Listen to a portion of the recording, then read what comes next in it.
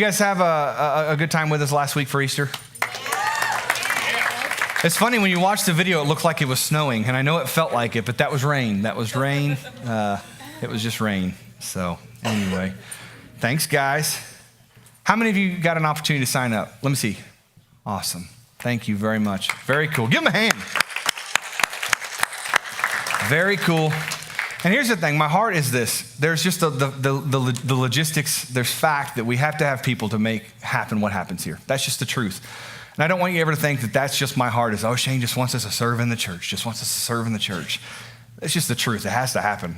We have to have people to make this happen. We have to have that for people to feel loved, for those kids to get the care, the gospel shared with them. It takes people. But also I want to make sure we're always putting our efforts outside the church. That's why we have that City Serve Day coming up. That's why we're going to Kelsey Norman. That's why we're doing the things outside the church. And I want to share you with this. I was really excited about this, and it doesn't matter where it went, but this is just something, we have to have things to celebrate every once in a while. Baptisms last week, give these guys a hand. Amazing, amazing, amazing. But I was really excited about this. Travis is our numbers guy, and he blew me away because I do not get involved with the money in any way, shape, or form. Like, I don't know who gives what. I don't know what person in here, I don't want to know. That's not my heart. I don't want to treat anybody differently because of how you, that's just, I don't want to know that. Now, Travis knows, so if he treats you differently, feel free. No. But my heart in this is I care about the ministry. I care about that aspect. I don't care, like, the money is necessary, but that's not my heart, not what drives me. It's necessary to make happen what happens. But he shared a number with me that was so cool. We were in my living room just a few months ago, and it was so neat to hear Travis say that right before Easter was 6 months. We've been at a church, 6 months. And he shared that as a church, we have given away so far over $10,000 to help people. And right now, that's a drop in the bucket. 6 months ago, like, Crystal stood up at my living room singing through like a karaoke amp or something like that, because we couldn't afford anything. And it's just so excited to see what God brings to the table, how he multiplies and he does things with. And it's been neat because we've been able to help people with utilities. We've been able to help people with vehicles. We've been able to help people with whatever God brings to the table. And if it's there, we give it away. If it's not, we can only do what we can do. But I was just excited about that. So I say that to celebrate, that's not bragging, nothing like that, just to celebrate. God's doing great things. So one more time.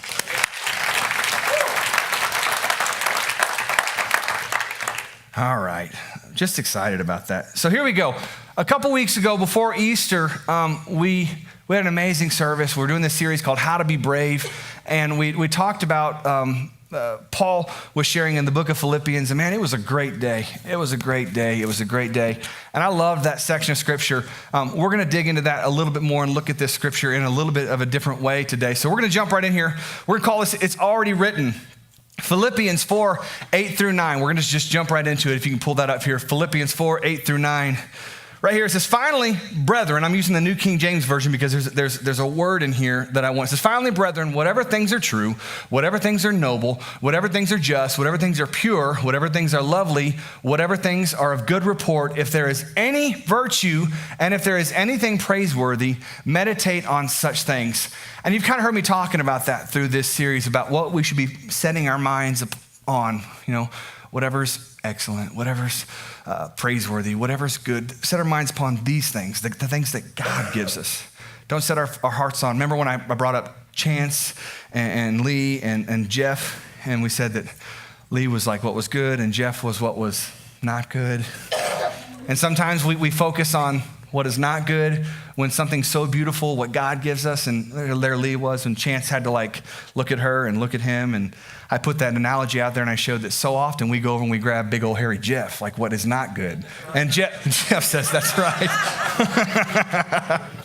So today, I love this. It's not enough just to discover the right thought, but to do it. And so we've been talking about our thoughts. We've been talking about how to be brave, and it starts with a thought because our thoughts become actions, and that's what puts us into motion.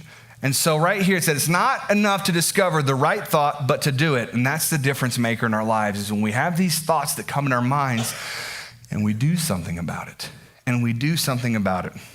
And then the peace of God will be with you. And then the peace of God will be with you. Right here at the end of this, I love if we go forward, and then the peace of God will be with you. Finally, dear brethren, whatever things are true, whatever things are noble, whatever things are just, whatever things are pure, whatever things are lovely, whatever things are of good report.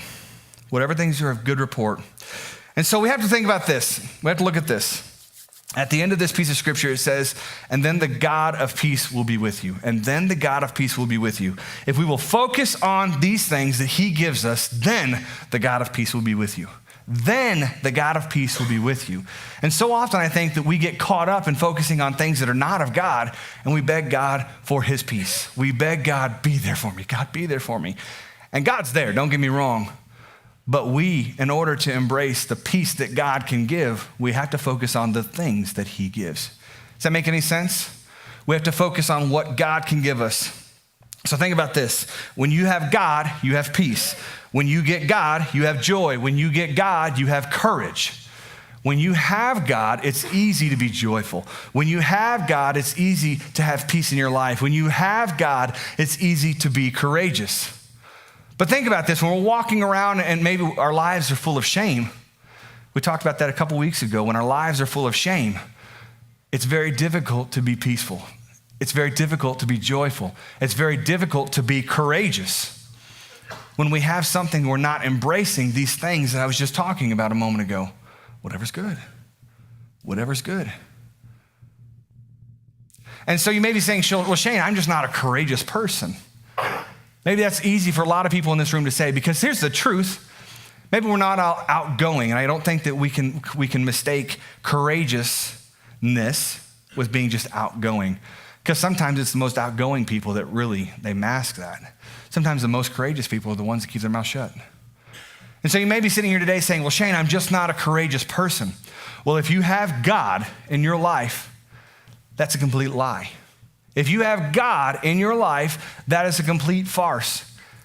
Because here's the thing, maybe you, without God, are not a courageous person. But when we have God in our life, when God is within us, when we embrace these things, whatever's true, whatever's noble, whatever things are just, whatever things are pure, when we have God in our life, and we're not courageous, we just haven't basically tapped into the sleeping giant that's within us. And that's what's so cool about right now, these moments right here where we gather as a body, when we gather as a church, when you gather with a small group, when you gather with a Bible study, you have the opportunity to tap into that. You have an opportunity to awake the sleeping giant that's within you. Because here's the thing, I do my darndest, and there have been people that have done it to me. So often we have to be willing to look at other people and see something in them that they don't see in themselves. Just today, as we're talking about serving, I'm sure that struck fear into some people's bones. You're like, oh gosh, maybe not because you don't want to serve, but you're just fearful. And maybe you don't even know what you're fearful of. Maybe it was a bad experience in the past. I'll throw that one out there. Maybe you've had a bad experience serving in the past. Maybe something out there. Maybe you look at your life and you say, well, I've got all this in my life, so therefore I don't qualify. And so fear cripples us. Fear cripples us. And that's what I'm saying. If we would gather together in number, if we would gather together with believers, if we would gather together with those that have this peace, this joy, this courageousness within inside of them, and together we can awake this sleeping giant that's within us. And we don't have to live in fear. That's what this whole thing is about, how to be brave. How to awaken the lion that is within us. And here's the thing, it's not just me. I've talked about that. Apart from Christ, I'm kind of a jerk. I don't mean to be. Unfortunately, that's been human nature. But with Christ, I'm different because of Christ in me.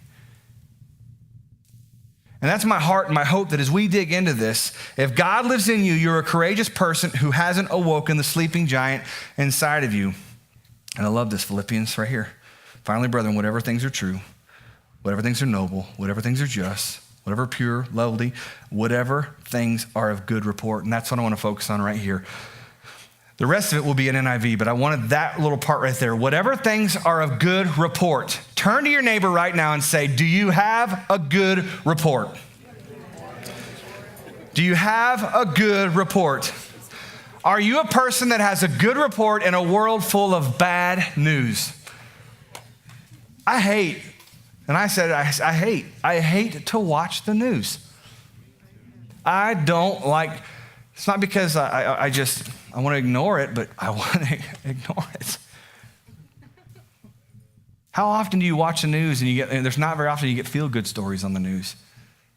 Some politician did this, stole this, scandaled this, somebody killed this, it's just bad report.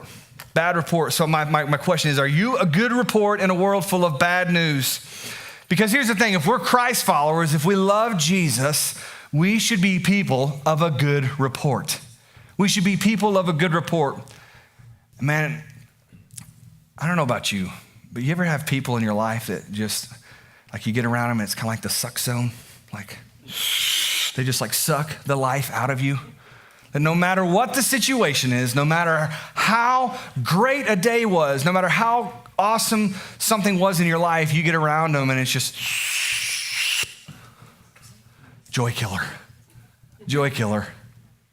I'm not looking at anyone specifically, so if I look at you and make eye contact, I'm not saying you're that person. The lights are in my eyes. I can't see anybody. But I don't want you to think, Shane looked at me. He looked at me. If the shoe fits, that's what no, I'm kidding. But we should be a people of good report. Psalm 112, verses 6-8. Surely the righteous, Psalm writer saying, surely the righteous will never be shaken, and they will remember forever.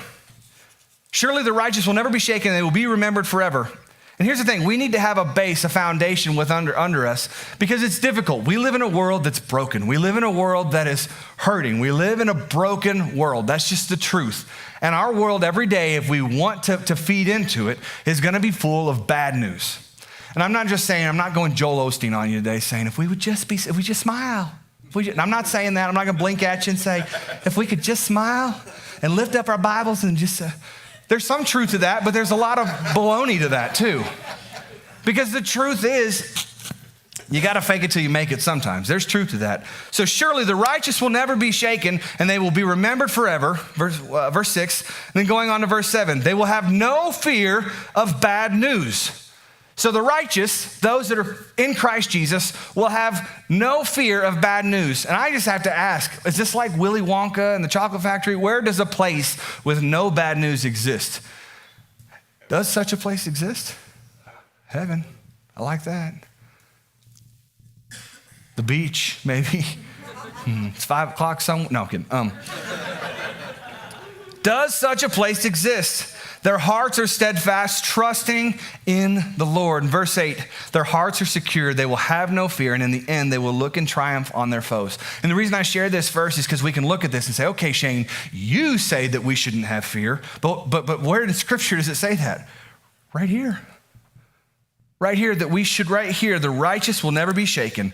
They will be remembered forever. So that means when the bad news comes, when the struggles come, when the bad news comes, that we won't be shaken because our foundation is built within Christ. It's built on a strong foundation. And I love this in verse 7 because it says they will have no fear of bad news. Because it says that they will have no fear of bad news, it does not say this. It does not say no bad news will come to them. In fact, it says they will have no fear of it, which means bad news will come. We know what it's like to fear something in this area, and that's just the truth. Every time the tornado siren goes off, we have something to fear. And we know that those days will come. And I love my little Bella right now. Like she's this just always just like afraid of everything. Just afraid, scared of everything. And it's funny because now she's like, you can see her trying to have no fear. Trying to have no fear. She's like, hey Dad, when's the next storm season coming? I love to go to the shelter. And so it's like, you gotta fake it till you make it. And then she gets down there and she's like, oh, where's the storm? There's a tornado. And then later on, she's like, that was really fun last night. I loved going to the storm shelter. Their hearts are secure. They will have no fear. And in the end, they will look in triumph over their foes. They will have no fear of bad news. Verse 7, their hearts are steadfast, trusting in the Lord. Does anyone in this room fear bad news? Does anyone in this room, 5 people are honest, the rest of you are not listening. Does anyone in this room fear bad news? Man, I've had a few moments in my life where, like, don't you hate it when someone prefaces like a conversation with this? Like you get like a text that says, we need to talk. Or you get like a voicemail that says, hey Shane, this is blah, blah, blah. Can you give me a call? We really need to talk. Dun, dun, dun. That's just like a precursor that just like strikes fear. It's like, okay, what am I walking into? Don't blindside me. Don't hit me in the face with a 2x4 when I come around. Like, don't blindside me. Or even this, like, what about that phone call at 2 a.m? Has anybody ever gotten a good phone call at 2 a.m? No. So if you call me at 2 a.m, prepare for my response to be, what's wrong?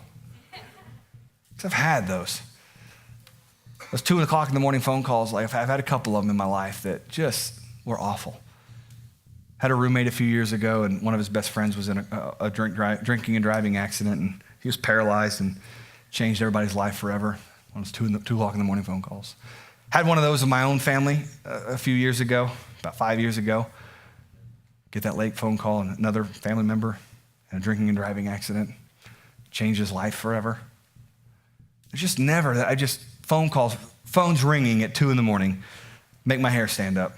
I'm just saying, I'm the pastor today saying something to you. Honestly, I do my best to have no fear of bad news, but it's just honest. Sometimes it's not easy. Do you have just certain people that trigger that reaction? Do you have just certain people that when you see their name on the caller ID, it's like, I don't want to answer that. Maybe it's your boss. Maybe it's a friend. Someone just like named a name. You don't need to do that. You don't need to do that. But or have you ever had somebody that like, you ever done this? Have you ever walked up and like to the wrong person and said, how are you?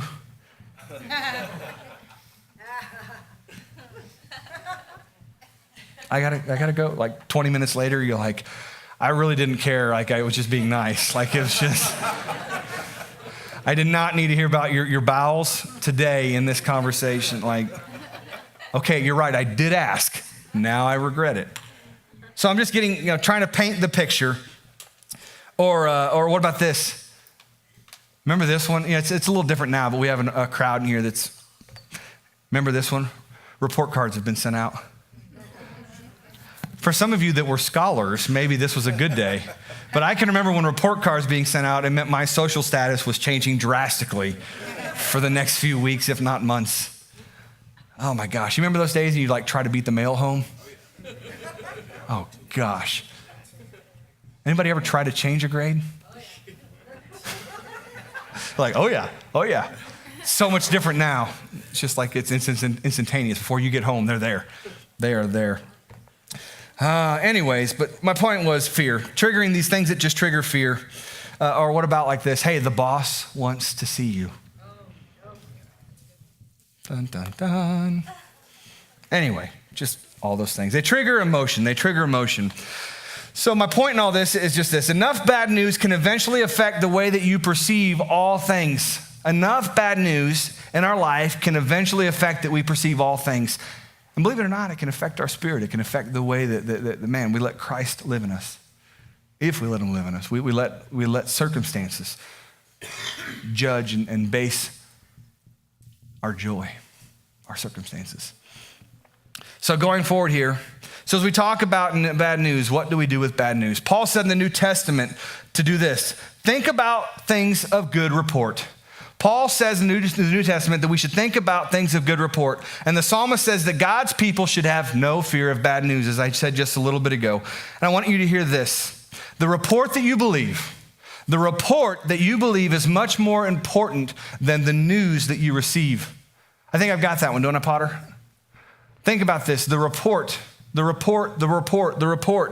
you believe is much more important than the news that you receive. Think about this in our own life, because this is where we're really going to dig into this here in just a minute as we dig into talking with Caleb, and we're going to talk with Joshua here in a little bit.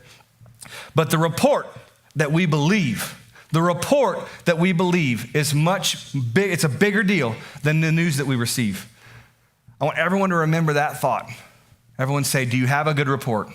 Do you have a good report? I've learned through life's experiences that the old saying that any news is good news is a bunch of baloney. I've had my own experiences that tell me that not all news, any news is good news. You ever heard that saying before? Well, any news is, if you're a business or you're marketing, any news out there is good news. I've seen recently so much stuff going around the news media with the city here, with the school board. I think we've seen that a lot lately in social media, that any news isn't necessarily good news. You ever dealt with a reporter? Anyone in this room ever dealt with a reporter? I have. You ever dealt with a reporter? I can tell you that no conversation that you have with a reporter is ever going to end up good. Because here's the thing. Good news doesn't sell papers. Good news doesn't often attract viewers, which is sad to me. And I've learned that so often, and many times when you deal with a reporter, when you deal with news, surely a reporter may call you, but they already know what they want to write before they call you. It's like a courtesy call. It's just like a courtesy. It's already written. They're going to write what they want to write. Hopefully get you to decide a few things to back up what they want to write. It's already written. It's already written. So basically, a reporter asks a story, it's already written. But here's the thing with us. We are like an investigative reporter ourselves, going out into the field, sent. Like an investigative reporter going out every day and collecting evidence. But before you ever go into your day, before we ever go out in our day, our story is already written. And it's based on what we believe, what we want to believe, choose to believe about the nature of God and his disposition towards us. And we have to think about this. We can't affect necessarily what happens in our life. I just did a funeral yesterday and we talked about this right here. We can't affect what happens to us in our life. We can't change that. But what we can choose to do is report on it in a certain way. Here's the news that we received. Now, how do we report it to others? Here's the news that came from the front, from the investigation. Now, how do we choose to report it? How do we choose to report it? The goodness of God is always around us. It's kind of like the promised land in the Old Testament. Before Moses went to the promised land to defeat the enemy, God instructed Moses to send people to investigate and explore the land. So Moses is trying to lead the Israelites into the promised land, and he leads them out into the desert. They're out into the desert. And before he takes this massive group of people into the promised land, he's instructed to send in some investigators, some spies, if you will, to send them into the land. So right here, Numbers 13, 17 through 20 is what we're going to look at. Verse 17, when Moses sent them to explore Canaan, he said, go up through the Negev onto the hill country. See what the land is like and whether the people who live there are strong or weak. Are they few? Are they many? What kind of land do they live in? Is it good? Is it bad? What kind of towns do they live in? Are they unwalled? Are they fortified? What do we have to conquer? How is the soil? Is it fertile? Is it poor? Are the trees there? Do they exist? Are there any of them there? Do your best to bring back some of the fruit of the land. And so what Moses is telling these guys is he said, you know what, we've got these Israelites and we're going to go in there, but we have to know what we're fighting for because we've been roaming the desert and we have to know what we're fighting for because they're fearful. The Israelites here are fearful of what they're going into because of what they came from. They're fearful of what they're going into because of what they'd already experienced. And here's the thing, God had a land for them that they were afraid to go to, and it was promised to them, and he says it 117 times, I believe, or over 100 times in Scripture, that he has this promised land for them. Says it over and over and over, but because of what they've experienced in the past, they're fearful about what's in the future. They're fearful about what they're going to embrace in the future. And an interesting footnote here, as they go in to look at the fruit of the land, it was the season for ripe grapes, and I thought this was interesting. So Moses wants them to bring back a sneak peek of what they're fighting for and something to inspire them to go forward. But what's really wild about this is Moses never asked them, Moses never asked them if they think that they're strong enough to do what God has called them to do. Moses never looks at them and he never says, do you think that you're strong enough to conquer the enemies that we could encounter, to take over the land that God has promised us? He doesn't. Because here's what happens. If we ever stop and look at us, as I said earlier, we will always shortchange ourselves.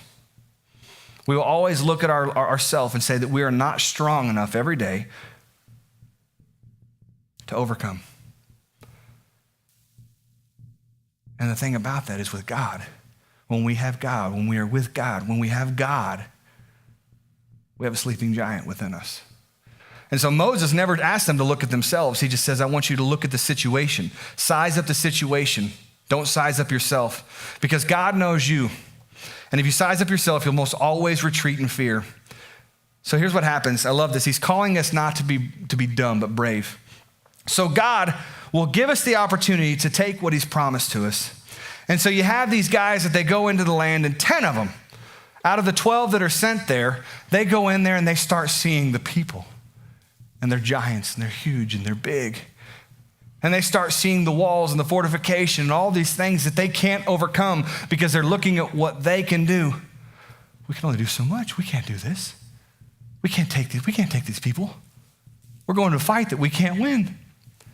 And I love this because 2 of the spies that go into this land, you've got Caleb and Joshua. They go and they follow instructions. They go and they get some of the fruit of the land, and it talks about this. Let's go forward here. I love this. Our God is big, and we're called to magnify him with our worship. We're called to magnify our God with our worship. And how many do you know in this room today that when we magnify God, we are not making God bigger? We are called ourselves and our lives to magnify God with the way that we worship him. But do you know we can't make God bigger? Because when you look through a magnifying glass, does a magnifying glass make the item you're looking at bigger? No. Makes it appear bigger. Gives you more clarity. Brings it closer to you to view it. Because here's the deal. God's big enough already. There's nothing that we can do in our lives to talk God up and make him bigger than he already is. In fact, we do just the opposite with the way that we live our lives. We do not tap into the power and authority that Christ has within us. We don't. We don't. And so right here, as we look at this, they go into the land to get a report. And I said earlier, the report that you believe determines the future that you experience. And so you have all these spies, they're going in to investigate the land. And we have to look at this in our life, whatever that would be. As we send out spies, our thoughts, we send our thoughts out. What do we do with them when they come back? Remember last week I talked about how sometimes our thoughts can be like a boomerang. They come back, they come back, they come back. And so you have these spies that go out into the land, and they do this. Numbers 13, 21 through 26. So they went up and they explored the land from the desert of Zin as far as Rahab toward Lebo-Hamath. They went up through the Negev and came to the Hebron where Iman and Sheshai and Talmai, the descendants of Anak, lived. And when they reached the valley of Eshcol, they cut off a branch bearing a single cluster of grapes. 2 of them carried it on a pole between them, along with some pomegranates and figs. So you have these guys that are going in to get these grapes, these pomegranates, these figs, the fruit of the land. And this is a really big deal back then. I can't think of even what that would be like today, because we can go to any neighborhood market, go to any Food for Less, go to any whatever and get grapes. They're just there. Sam's Club. Sam's Club has the big ones. I don't know why that is. They're always gigantic. I don't know where their vineyards are. But these guys here, they go into the land and the grapes are huge, gigantic, so large that they put them on a pole between the 2 of them. I've bought a lot of grapes in my life. And not once have I ever said, hey, Jeff, can you help me carry these grapes? So they're bringing back something that's pretty fantastic, because it says they got a single bunch of grapes, a single cluster of grapes, and the 2 of them carried on a pole between them. I mean, unless it was just a weird little pole, and they walked awkwardly close together. I'm not picturing that here. So you have these guys, they get this. And at the end of 40 days, they return from exploring the land. Verse 26, they come back to Moses and Aaron and the whole Israelite community at Kadesh in the desert of Paran. And there they are. They report to them the whole assembly and showed them the fruit of the land. So you have 12 men that go into this land. 12. How many? 12. 10 of these men focus on, man, these guys were big. Man, these walls were tall. Man, this place was scary. And 2 out of the 12 bring forth these grapes to show them what they're fighting for, because it was told to them that there was a land flowing with milk and honey. And that's so weird today, because we can go get that at any point. You know how precious milk was? Like today, you know, I don't like milk. There's no refrigerators. If you're gonna have milk, you gotta drink it then. Like now, like it's precious. Honey never goes bad though. That's weird to me. I don't know, but milk and honey. But then also they show them these grapes, and the grapes represent something though. They represent the reality of what was there. So out of the 12 men, they go and they see something. They see something, but the report that they bring back is this. Out of the 12, 10 of them bring back a negative report. They bring back bad news. They bring back negative news. But then you have these other 2 guys that maybe they're crazy, but they saw the exact same things. They saw the land. They saw the walls. They saw the large men that they would have to fight. But all they focused on was the grapes, the pomegranates, the figs. And they brought it back and they said, we can do this. We can do this. This place is great. This place is amazing. So is it crazy to think how you can be carrying grapes on your shoulder and all your focus is on your fear of giants? So the grapes, if they represent reality that's before them, what God has promised them, all that they can focus on are the giants. They're holding the promise in their hand, what God said would be there. God doesn't warn them of the men that are out there. Moses does. God promised them that there would be a land flowing with milk and honey and these fruits. There was no asterisk that God said, but there's these guys there. You ever seen Sandlot? It's kind of like the beast, you know? He doesn't say that. God said, this is yours to have. So all 12 of these people, they go and they see this. 10 of them bring back a negative report and saying, this is a suicide mission. I don't know what God's thinking, but this is not the promised land, because if we go there, suicide. And 2 of them are like, are you kidding me? Did you see the size of those grapes? Turn to the person next to you and say, I got big grapes. No, don't turn to the person next to you.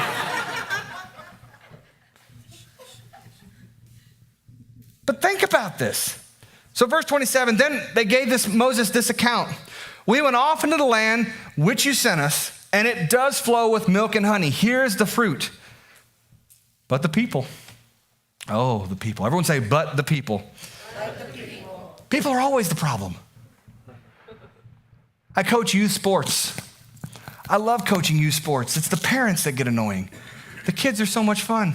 It's the parents that get stressed out, not the kids. Anyone teach? We'll stop there. But the people who live there are powerful, and the cities are fortified and very large. We even saw descendants of Anak there, the Amalekites, and the Negev, the Hittites, the Jebusites, the Amorites, the Perizzites. They all live there. Everyone's there. And the Canaanites live there near the sea along the Jordan. So 10 spies go out and they come back talking about giants. 2 spies go out and they come back talking about grapes. 10 spies go out and they come back talking about problems. 2 spies go out and they come back talking about promises. And so think about the spies that are in you and the thoughts that go out from your head. What do they bring back? What do they bring back? Of all the dreams that God has put in you, of all the things that God has destined you to do, of all the things that God has gifted you with, what are the thoughts that you have? What are the things that you fear? What are the things that you fear? It's your thoughts that determine if you ever take a step. And that's what's sad. It's not what God has already promised. It's not what God has already done. It's not what God has already overcome. But it's the thoughts that we have in our head that determine if we would ever take a step. Put me in this same boat, okay? I don't stand up here and say, I figured this out. You need to. I was in the same boat. And the first person that looked at me and said, Shane, you need to pursue ministry. I looked at him and said, what are you smoking? What are you drinking? What are you thinking? I did not come from a family that we had no spiritual foundation. We had no God. Why me? Fear. resided here within me. But here's the crazy thing is God had promised something within me that I didn't see in myself, and all that I was focusing on was the giants. All that I was focusing on was the walls that I would overcome. All that I was focusing on was the things that I thought I wasn't large enough to conquer. And at that time, I was missing the fruit. At that time, I was missing the fruit. How cool is that, this little analogy, what God leaves us here, this nugget. We focus on the problems more than we do the fruit. We focus on the struggle, the enemy, more than we do the fruit. How will you know them? By the fruit. We struggle on our enemies. We struggle on our struggles, on our fears, more than we do the fruit. You get what I'm saying with that? The fruit. The fruit. So Caleb and Joshua. Caleb, I love this. It's your thoughts that determine if you ever take a step. Caleb speaks up and he says, shut the front door. Everybody. Shut the front door. Shut the front door. Caleb says to all the spies and all the Israelites and the Moses, everyone shut up. Do you see these grapes? I'm carrying them on a pole. And figs and pomegranates. Never had a pomegranate. Caleb speaks up and he says, shut up, just listen to this, you gotta hear. Then Caleb silenced the people before Moses and said, we should go up and take possession of the land, for certainly we can do it. We can do it. Caleb and Joshua saw the same reality as the other 10 spies, but they believed a different report. And that's the thing I was talking about a few weeks ago, is we can be in this room today and there can be somebody experiencing the exact same struggle that you're experiencing in their life. Maybe you're broke, they're broke. Maybe you're sick, they're sick. Maybe your marriage is on the rocks, their marriage is on the rocks. Maybe you're jobless, they're jobless. But the same person, two different people can be experiencing the same problem, but living it in a different way because of the way they choose to report about it. The way that they battle cancer. The way that they battle a job search. Well, maybe God's got something better for me. Let's break it down even smaller and things maybe we can all attend to. You ever hit like a red light? You get like just frustrated. Gosh, why now? Or a train. But I was late. You could have left earlier, but you chose not to. Now there's a train. How do you know that that's not God sparing you from something? I don't know. It's just the way you choose to look at it. It's the way you choose to report about the news the reality that you see. And so Caleb and Joshua, they saw the same reality as the other 10 spies, but they believed a different report. And I love this. Caleb and Joshua say this, we should, so we can. We should, so we can. The others are saying we can't, so we won't. Caleb and Joshua are saying we should, or better yet, we can, so we should. We can go into the land. We can, so we should do that. We should take what God has promised us. And the other 10 spies are looking at that and saying, well, we can't. We can't beat these guys. They're bigger than us. Our enemies are greater. Our foes, our fears are greater than us, and we can't overcome them. We can't, so we won't. Caleb and Joshua, we can, so we should. The other 10, we can't, so we won't. And here's the thing that happens. The spies are saying we can't, so we won't. Those guys ended up dying in the desert. A whole generation of Moses' people died in the desert because of fear. Because of fear. Because they listened to the 10 spies that said the giants are huge, the walls are gigantic, these towns, it's bigger than us. Even though God has promised it to us, I have to look at what's in front of me and say, I can't overcome that. That is larger than me. But if we fast forward a little bit, your faith is like this, dying in deserts, not because of your enemy, but because of how you look at him. How you're looking at your enemy is all wrong. If you're afraid of the thing that you fear will come to pass, if you feel weak, you'll be weak. You'll be weak. If you feel small, you'll be small. And I love these guys. They say, we can, so we should. Joshua and Caleb, we can, so we should. We can, so we should. And so if we look here, Numbers 13:31. But the man who had gone up with him, he said, we can't attack these people. They're stronger than we are. But the man who had gone up with them, he said, we can't attack these people. They're stronger than we are. Well, here's the thing about God.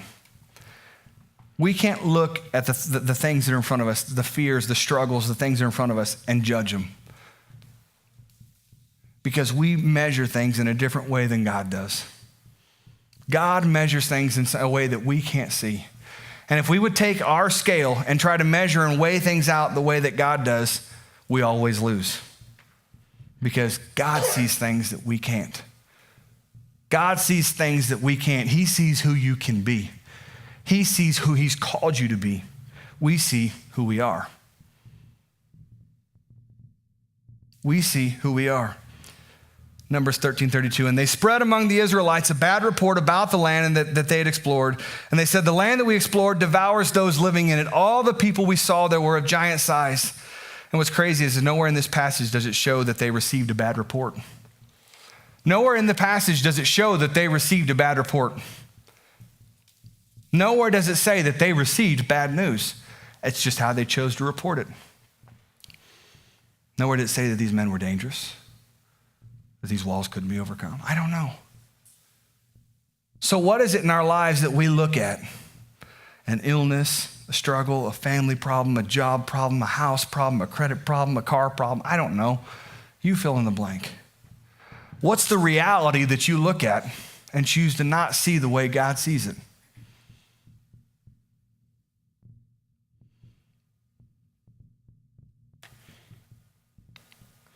Psalms 112, verse 7. They will have no fear of bad news. They will have no fear of bad news. They will have no fear of bad news. So I want to cruise forward here to Caleb and Joshua. Exodus 3:8. Exodus 3:8. So I've come down to rescue them from the hand of the Egyptians, to bring them out of the land into a good and spacious land, a land flowing with milk and honey, the home of the Canaanites, the Hittites, the Amorites, the Perizzites, the Hivites, the Jebusites. All of the enemies that they were running from were the enemies that God had overcome. And here's the thing. Later on, Joshua and Caleb lead a group of Israelites into this land. And they conquer it. They accomplish the goal. They take the land. It was the same enemies that earlier an entire generation wandered the desert and ended up dying because of their fears. The same enemies that these guys conquered. Just like I was saying, if the people in the same room, it could be two people in the same room looking at the same problem. One will live and one will die because of the way that they choose to see the problem, because of the way that they choose to report. Turn to your neighbor and say, do you have a good report? Do you have a good report? Because that's the only difference in this is the way that these guys led, the way that they led. Then Joshua, son of Nun, secretly sent 2 spies. This is Joshua 2:1. From Shittim. No short I. Shittim. Go look over the land, he said, especially Jericho. So they went and they entered the house of a prostitute named Rahab, and they stayed there. And here's what I want you to think about. Caleb did something different than what Moses did. Joshua did something different than what Moses did. They sent 2 spies into the land. They sent 2 spies. They didn't break it up with a ton of people and send out all these people. Because here's the thing. If we would align ourselves with God, as I had said earlier back at the beginning of the message, things that are good, things that are lovely, things that are excellent, things that are admirable, praiseworthy. That's what Joshua and Caleb did, is they aligned themselves with God. And because they sent these 2 spies in to get a report, they came back with news that they reported that was positive. They came back with news reported that they could take this land that flowed with milk and honey. But here's what they did. If we will embrace what God has for us, if we will embrace and focus on these things, as we send our thoughts out, something that comes back, God says that surely grace and mercy will follow us all the days of our life. And so as these guys went into the land, maybe they weren't perfect. If you were here for a series we did in the past, we learned that Joshua wasn't perfect. He didn't always pray the right prayers, but he was willing to put in the work. He was willing. God delivered him an opportunity. He was willing to put in the work. And Caleb was right there with him. God gave them an opportunity to defeat their enemy. to overcome their struggle, to deliver the Israelites where generations before them had failed, and complete the promise that God had promised over 100 times. And so here's what I want to ask you today. In your own life, what is it that we fear? What is it that you fear? Band, you can come on up. What is it that you fear? As we keep continuing, we've got a couple more weeks in this series. As we keep moving forward in this, we look today, and we can live in fear, and we have to realize that, you know what? If we will embrace what is good, what is lovely, what is admirable, what is excellent, what is praiseworthy, it's already written for us. Just like that reporter that's going to report whatever he wants for us, it's already written. We have to be willing in our own lives to unleash the sleeping giant that's within us. And when God puts a struggle, or when there's a struggle in front of us and God is there with us, we can overcome. We can be victorious. We can experience the fruit that I was talking about. And if we would focus on these things and how we choose to report, how we choose to look at our life and report, how we choose to look at what the reality that's in front of us, because the world needs more good news. And here's the cool thing about God is when he died on the cross, he gave us good news. When Jesus died on the cross, he gave us good news. And because of what he did, we have news to report that's good. And the way that we look at our battles, the way that we look at our struggles, the way that we look at whatever is in front of us, a relationship, a financial situation, our struggle with sin, if we would foundationally look at the things that are good, praiseworthy, excellent, admirable, lovely, and set our foundation on these things. Because this is a two-way street. As we close today, I want you to think about this. We know what it's like when bad news is reported to us. How can it affect us? In the mornings, we wake up and we jump on Facebook and we fill our lives with bad news. Before we give God an opportunity to focus on what's admirable, what's good, what's lovely, what's excellent, what's praiseworthy, we flip on the news. And we fill our lives with everything else, the giants that are out there, the walls that have to be overcome, the hate, instead of focusing on the fruit. I even said it today when we prayed. Before we get up and ask God for anything, thank him for what we have. I said it's a two-way street when we get people that give us a bad report. I'm a pastor. I get bad, that's all my life is bad reports. Shane, can we talk? That's every phone call of my life. It's great though. I can focus on the fruit. That's every phone call I get from everybody. Shane, can we talk? Shane, I need to talk. Shane, I need to talk. And I have to turn and give a good report. How do I look at the giants in life? How do we look at the giants in life and give a good report? Here's what the reality is, but here's what God says it is. The reality was that Christ was crucified on a tree. But the report that he gave is that I'm coming back, and this isn't the end for me. Let's focus on the fruit, not the giants, because Christ overcame the giants. Let's focus on the fruit in our life, and if Christ, it's all he ever got was Christ, can we talk? It's all he ever still gets, Jesus, can we talk? How can we in our lives, though, as I said, it's a two-way street, give a good report the way that we live our lives? Sure, here's the reality. You can look at my life and great, my house is in shambles, we're broke, but we're brave. And I choose to give you a good report because I'm going to focus on the fruit instead of focusing on everything else. God, I'm going to focus on the fruit. God, I'm going to focus on the fruit. God, I'm sick of focusing on the giants because you know what? There's a sleeping giant within us that if we would tap into, makes those giants look small. We don't have to magnify him, make him look bigger because he's already big. Do me a favor, let's stand up. Let's stand up. I pray that today, as these guys close, as we worship you, God, that we would worship you for the God that is large and in charge, and that the lion within us would roar, and that we don't have to live in fear of anything. We don't have to live in fear that, you know what, we don't compare to the people next door. We don't have to live in fear. God, you gave me this body, and I'm going to rock it.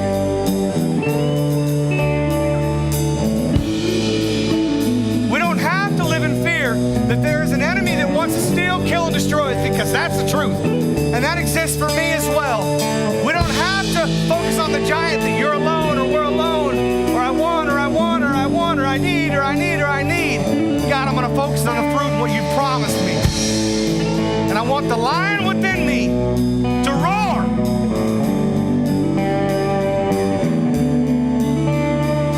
It's time for a lot of us to be overcomers for the first time in our life, and not live in fear of what others think, of what others would say, but that we would live righteously and claim what God has for us. And I'm not talking about finances. I'm not talking about that.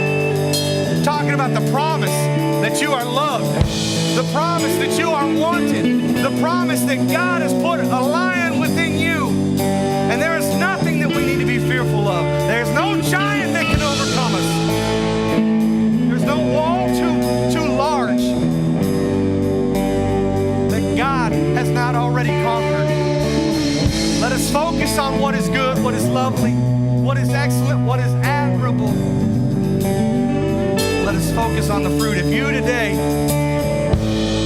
no longer want to live in fear, if you no longer want to live in fear, it's not about what I say, it's about what God has already done. All I'm doing is magnifying that, bringing it into a clearer perspective of what God has already done. If you are tired of living in fear of whatever, I want you to raise your hand right now. God bless you. God bless you. God bless you. God bless you. God bless you. We don't have to live in fear.